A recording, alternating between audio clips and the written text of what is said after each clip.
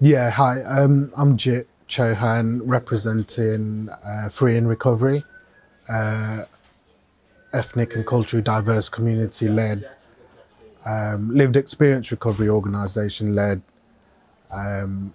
focusing on the Black and Brown community in terms of recovery and addiction.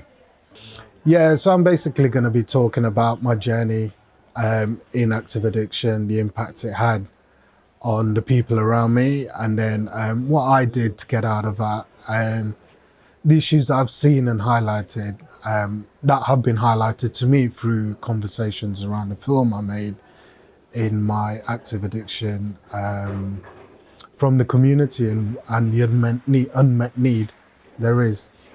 There's a really big unmet need, especially when it comes to cultural and immigration trauma, the racial trauma that we face, current service providers. I guess the intentions are great, but they're not reaching the communities that they should be reaching because they're not culturally appropriate. They don't deliver culturally appropriate services. So, yeah, there's a big need there, and an understanding of current services to how to deliver that. Especially from the South Asian community, no one's really been outspoken in terms. There are a couple of recovery organisations out there, but no one's actually put their story out on film and taken it out to the community. So it was quite shocking when I did it, but also it gave people hope that, I'm 9 years clean now, so I've changed my life around. I'm still in recovery and I still have to work at that every single day. But there's an opportunity, if the services and the facilities are there for people, you can actually turn your life around. Like I said, there's a couple of recovery or lived experience recovery organisations out there. The first place I went to was the doctor, and he sent me to a mutual aid group. It was okay. I went to service providers, local authority service providers, and there was something missing there. They didn't quite get me, and it was trying to find something that worked for me.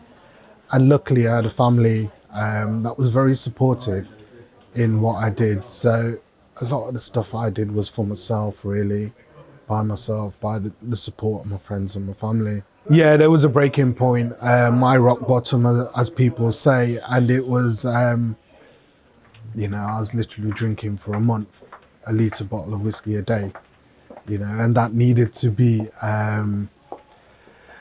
something had to stop, otherwise I'd be dead. Do you know what I mean? So I guess I didn't even really want to stop at that point, but I could see, through tinted lenses of addiction, that there was an impact on other people around me, not just my own health and my own sanity, as they would say. So yeah, I just had to stop because I was actually tired of drinking and feeling like that. Something had to happen, and I think that was the breaking point.